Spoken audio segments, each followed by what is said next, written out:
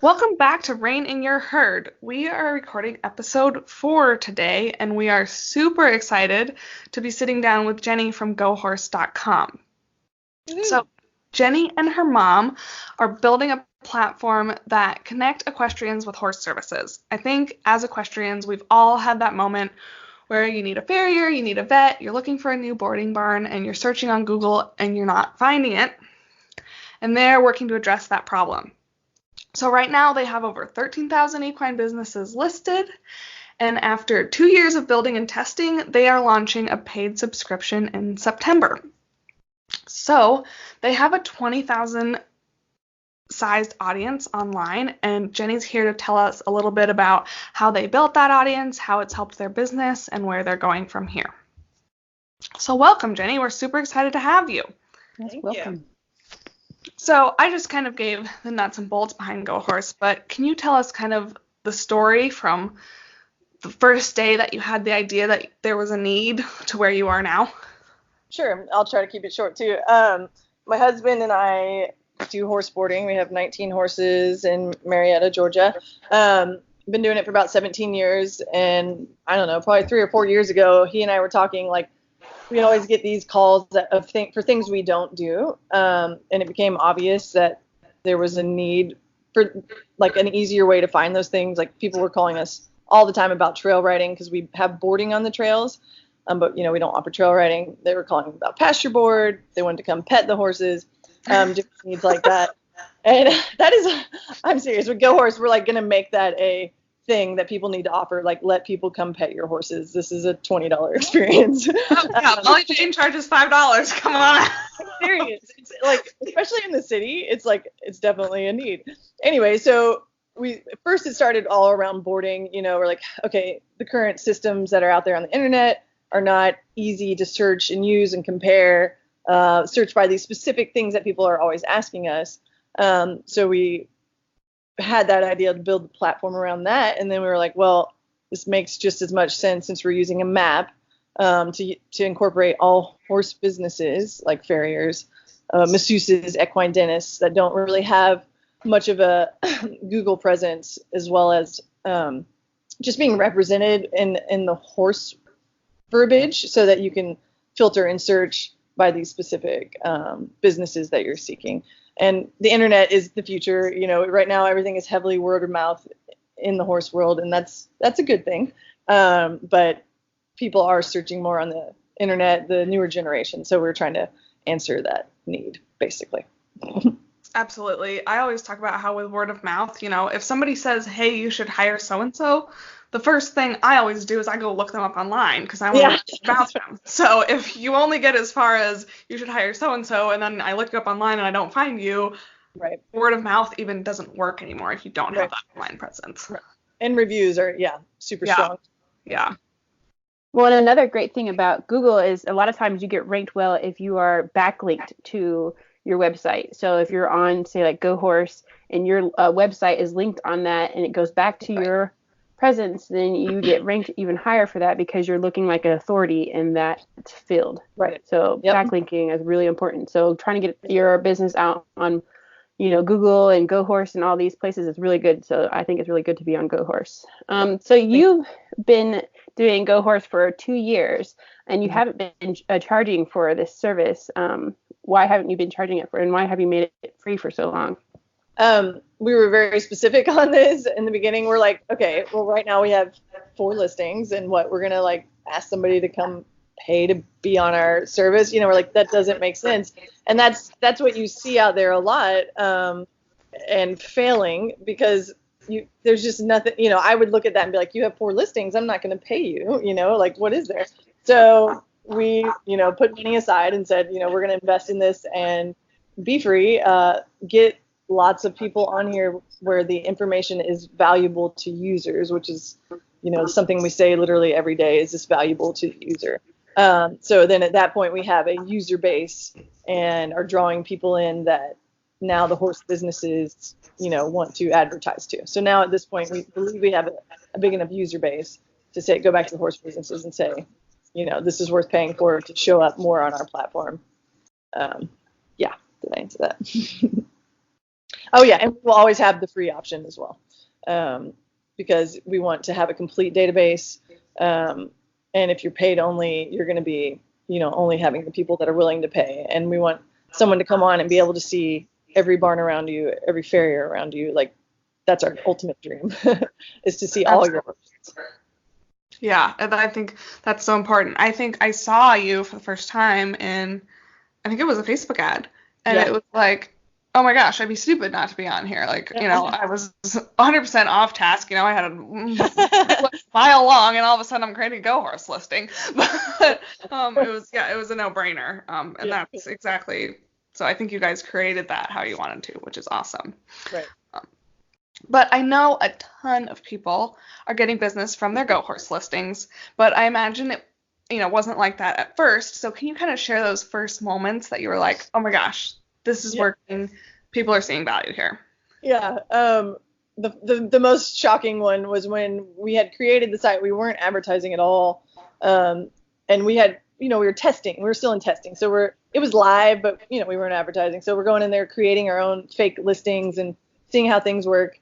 And I was at one point going through our database of all our fake listings, and I look and there's like a very normal boarding stable name, and and I'm like, okay, these are real people. Oh my gosh, someone used the site, and that was really exciting.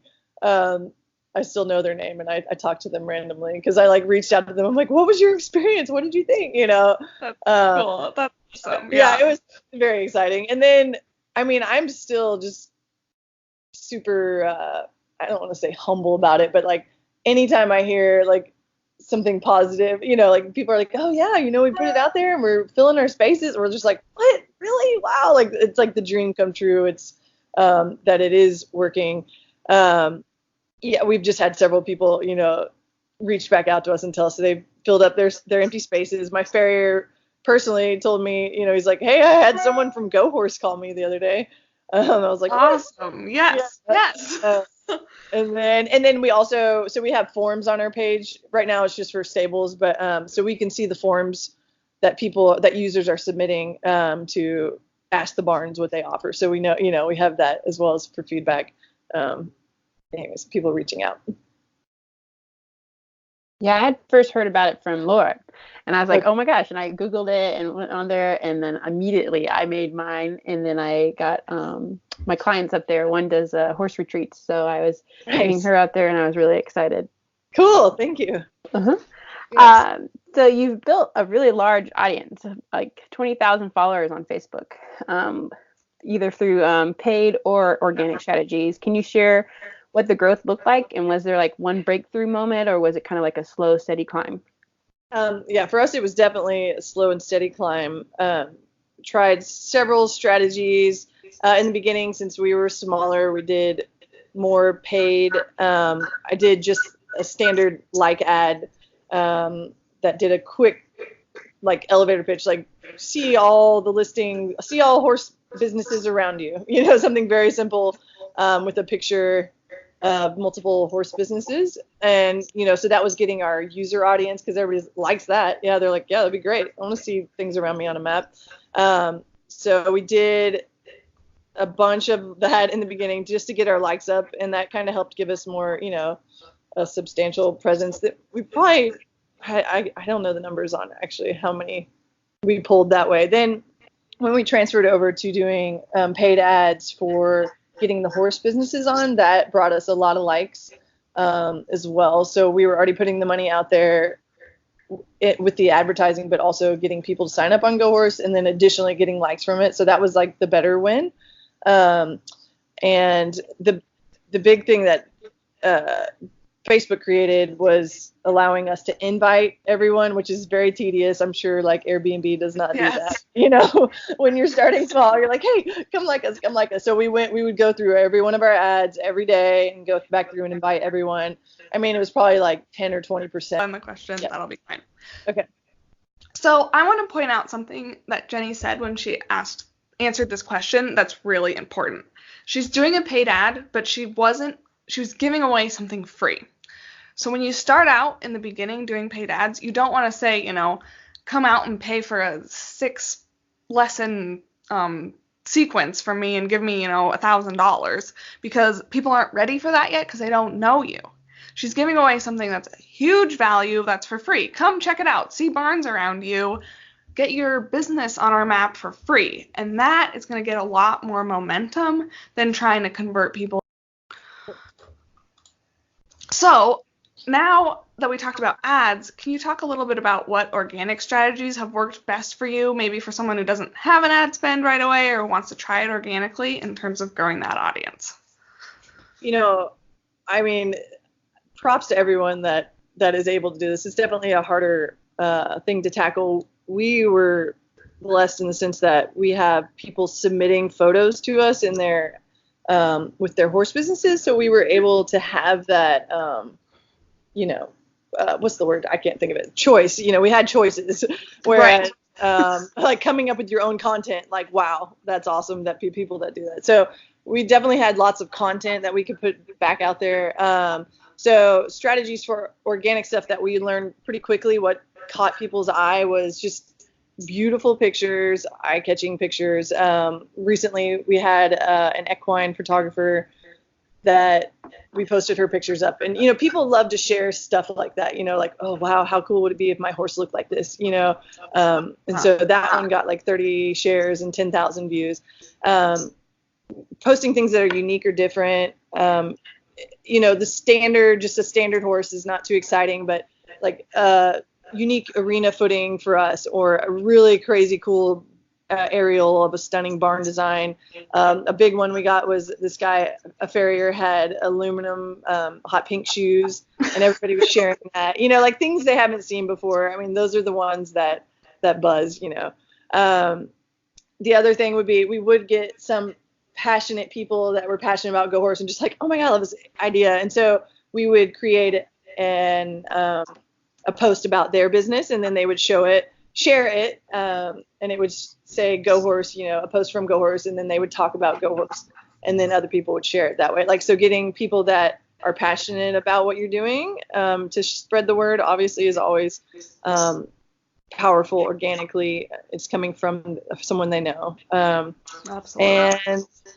And then we're about to implement another organic strategy, which I'm excited about, with the help of Unbridled Content. And we're not 100% sure on the name, but it's something like the humans behind the horses.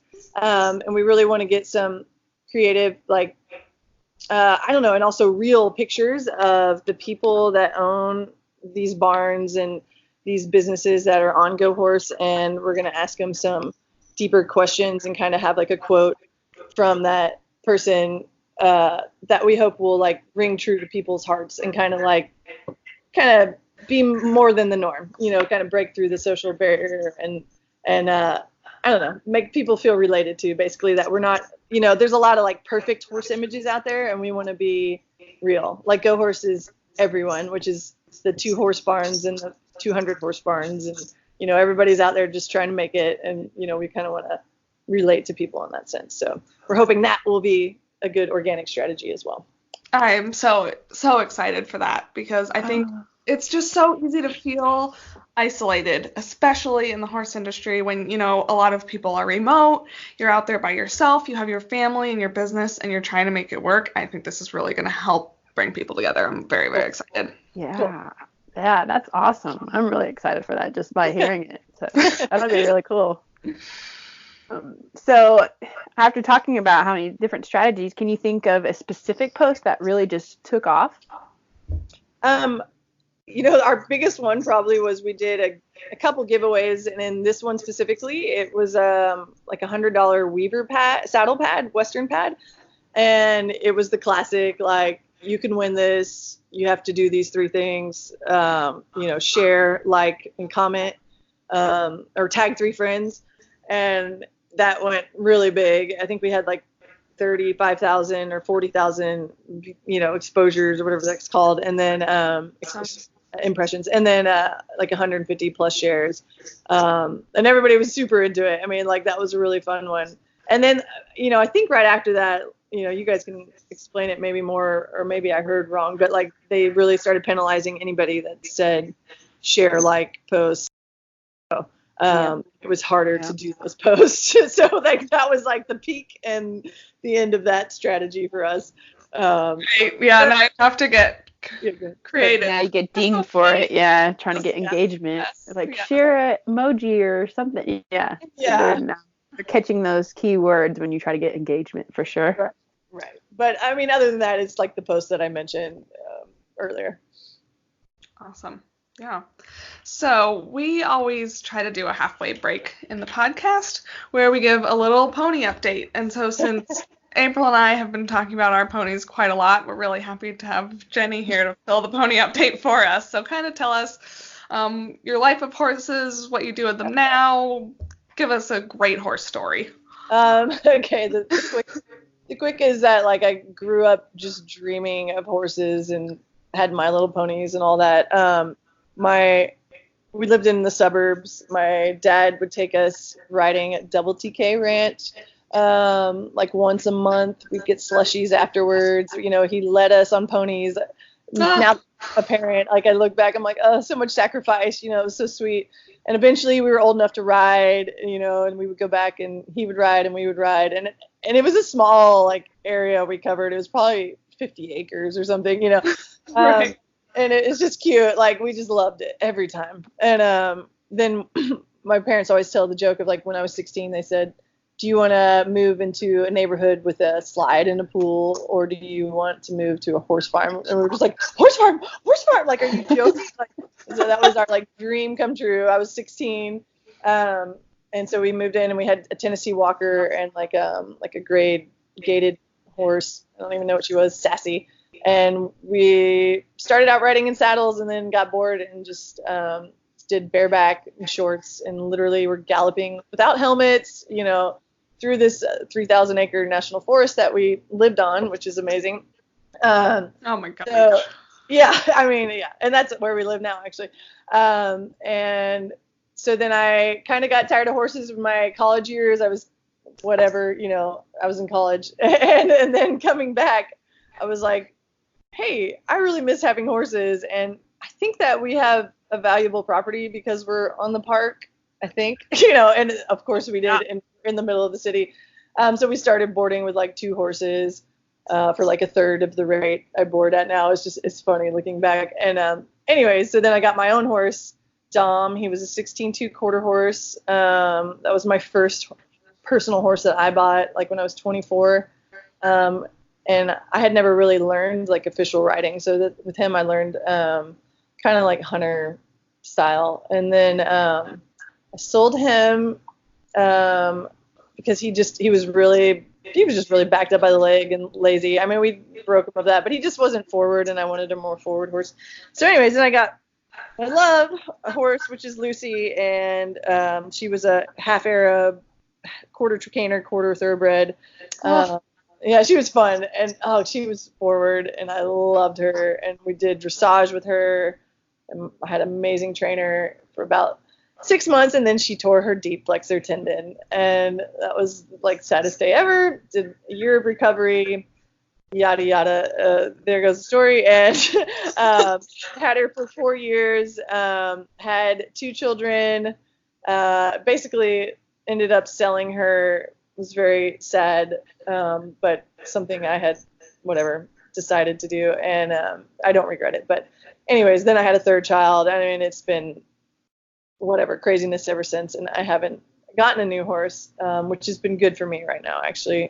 So we have 19 boarded horses that I can ride, and I would be feeling guilty right now if I had a horse with my kids business. So, definitely get my horse fix every day on the farm, but don't have my own personal one right now, but I look forward to it. So Facebook ads are super complicated, I know, because I've put a couple together for my clients. What was your learning curve for Facebook ads? Did any campaign just like completely flop while you were figuring it out? Yes. And just in general on the learning curve, I remember starting in Facebook ads and being completely overwhelmed, even though they do try to make it as easy as possible. There's just so many things you can do, which is great, which is a very powerful tool. So I did notice about 6 months in, after playing around with, Facebook ads, like that I could finally look at the screen and not just be looking at gibberish. Like I actually started to understand what the columns were. So I would just say, one, give yourself like time and patience, and just know that it's overwhelming in the beginning. And then yes, definitely some of my campaigns were flop. It's the same thing that I think a lot of people experience. People nowadays don't feel like they should hide their opinion. So definitely, like I was like, oh, let's do something eye-catching. I had like, my dad taught me to catch snakes. So like there was like a 5-foot rat snake in my barn, and I was like, I'm gonna grab him, I'll hold him. He was alive. I was like, hey, my rats, have trouble with rat snakes eating your chicken eggs instead of rats, haha. And I was holding him in the frame while there was a horse riding in the background, and I thought it was funny. Meanwhile, everyone thought I killed the rat snake, and like they're like, please don't kill rat snakes. I'm like, I love the snake, I'm holding the snake, you guys, he's alive. Like, just literally relocated him to another location so he'd stop eating my chicken eggs. Like, yes, I want him to eat the rats. Like, tons of advice on how to like handle a rat snake, and how terrible I was for killing the rat snake. And I was like, no, you can see his tongue like literally moving in the cut. Anyways, and oh yeah, there was another one. Like, I was just trying to relate to people, so I'm like filming everything I'm doing while boarding horses. So I did a double leading, which I already knew leading 2 horses is controversial and it's unadvised and I shouldn't do it. And people attacked me recently for, why is she doing this while she said she shouldn't, and I mean, like, you're just like, oh my gosh, the point was I was just trying to talk, but like, okay, everyone, is gonna super analyze what I'm doing. So yeah, people like getting completely distracted by the things I'm doing instead of what I'm talking about. Yes. Those are some flops. So and on the same token, like, I don't want to not be who I am, and make like the most mundane like recording just so I'm not upsetting anyone, because I think that's just gonna happen, but there's definitely I'm learning for sure. There's a learning curve. Absolutely. I think, that's those snap judgments. Like, if we create content based on our worry of someone having a snap judgment, it's going to be terrible content. But we also have to be prepared that, oh my gosh, the snap judgments happen all the time. Like, did you even watch the video to make sure the snake was alive before you commented that? Probably not. Yeah.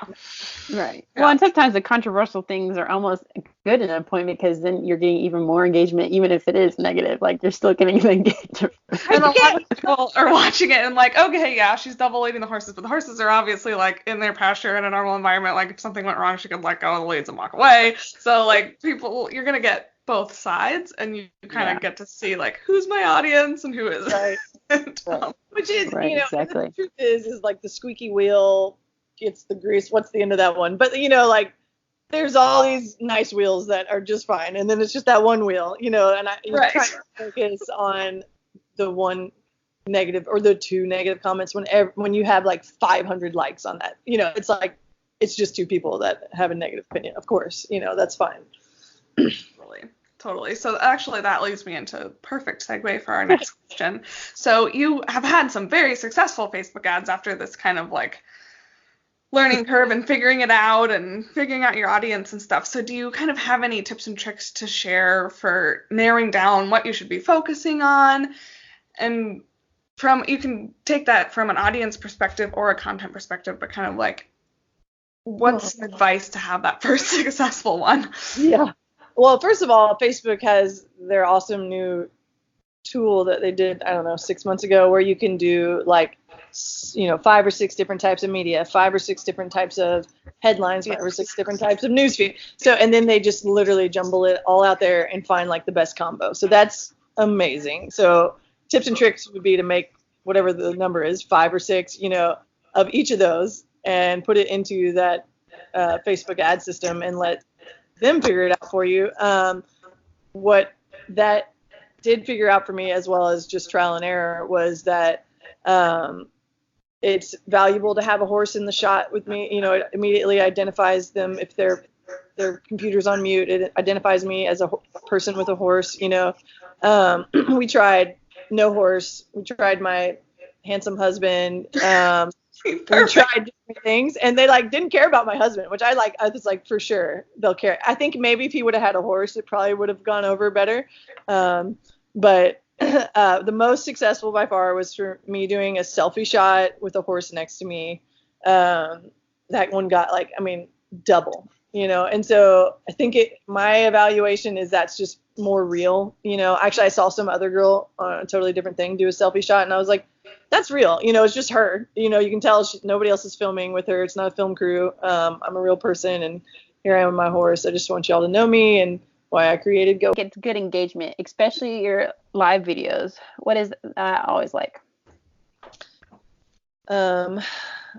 It's not always like that for us. We definitely have built an expectation with our consistency on how we post. So I think for now people understand us more than they did. So, in the beginning, we didn't have as much engagement. I'm struggling with our live posts. I mean, live videos, it's like we did some at a farrier conference that was super interesting. But for the most part, we're not doing super interesting things. So yeah, we are hoping again with the Humans Behind the Horses project to have more interesting live content. And yeah, it's hard. I'm still trying to get my head around it. Yeah, it is hard. And so I think, with people that are just starting to build their online audience, I mean, I just started in October, so I'm in this camp of just starting. And I think people get really discouraged when they feel like they're talking to that empty room, whether it be in a live video or in a post. I'm posting this great content and it's just not getting that engagement. So can you just give some tips on kind of how to power through that, some tricks you can do when in that moment when you're just starting out and you feel like it's not working even though maybe it is? I would say just be real, be you, be fresh, have integrity, don't ever sacrifice that. I know that sounds kind of like out there, but I just think being that consistent person, people will learn you and connect to you. Yeah, again, some people are not going to like you. That's something I have to tell myself. It's hard for me to have haters. I'm like, okay, but I know who I am, and I'm going to appeal to this certain audience, and it can't be everyone. But I think in these days of like everyone trying to put themselves out there, like the most attractive people are the ones that are real. And yeah, sorry, I don't know if I'm allowed to plug Laura, but I love Laura, like in her, Thank you. being herself, like not trying to be perfectly put together every live, because we're not. We're like out sweating. We just came in, like, or I just woke up or whatever. Like, you gotta be you, because other people are like, oh, you too? Like, okay, cool. Like, I thought I was the only one, Right. Yeah. Yeah, definitely. People just love to connect and know that they're going through the same struggle. And like you said, consistency is key. I think we've talked about that a lot on a lot of our other episodes too. Is just being consistent and being there is definitely going to be helping. Right. Absolutely. And I think you mentioned integrity, and you said that might be out there. That's not out there at all. I'm gonna hate on business coaches for a minute, and I've had great business coaches, but I know there's so many people out there that are over-promising and under-delivering, and that destroys your integrity. Yep. And it really makes people, run in the opposite direction. So just being yourself, saying, hey, I'm not an expert in that field, but I know someone, or, that is so important to maintain your integrity. It's not out there. It's probably one of the most important things you can do. And humility is what you just touched on as well, which is true. Yeah. Yeah. It's just like, hey, I love that. Like a new vet, like I will try a new vet, if they are like, look, I don't know, but I'm going to ask someone. I'm like, I appreciate that. You're not faking me out right now, So after 2 years of hard work on this platform, are you pretty excited for your launch that's coming up? Can you tell us a little bit more about that? Yeah, sure. Yeah, we are definitely excited. It was something we've been working towards. It's definitely, costing us money to do what we've been doing, and mainly just to help pay for programmers. We are starting, in addition to our free listings, we're starting a tiered subscription, which is basically it's a standard model. People that want to show up more on our search results page. We also have a bunch of SEO type pages that will show up in Google searches, things that we have been learning, which is just way beyond we ever thought we'd learn about SEO. But things out there most people don't know that we are doing for you. And if you want to pay, it's like we do $16 per month if you pay annually to show up first on GoHorse for the people that are searching for the specific things you offer. There's also we're going to show a bunch more of your details, highlight your pictures, and let's see. Oh yeah, in about 6 months, we're going to offer an additional premium subscription where people can pay for horseback riding bookings and show their calendar availability as well. That's so huge. I mean, I've been trying to schedule a lesson at my barn, and I just keep missing my barn manager. We're not there at the same time, So the ability to go on and see that little green light and hit and get on her calendar. I mean, that even though I'm not searching elsewhere, just the convenience of having it at my own barn would be huge. So, can you give our quick listeners, because hopefully all of our listeners are running out and setting up listings on GoHorse right now, if you haven't yet. Hint, hint, hint. There is always a free option. Try it out. If you don't want to pay, you should pay because the listing's way better. But can you give a quick rundown of, the importance of really good pictures and just some best practices when you set up your listing on the GoHorse map? Awesome. Thank you. Yeah, I would say just if you can just hunker down, it's like, I don't know, 7 minutes maybe of your time, and just commit to like filling out all the information. Like the secret of what that does is everything you click yes to and fill in information about becomes a searchable thing in Google. Like, so if you say yes, you do wedding venues, then you're going to start showing up for wedding venues. Like when people search, Georgia wedding venues. So anyways, it's the most important thing is to fill out the most amount of information you can. Have some pictures ready, at least 4 is what we recommend.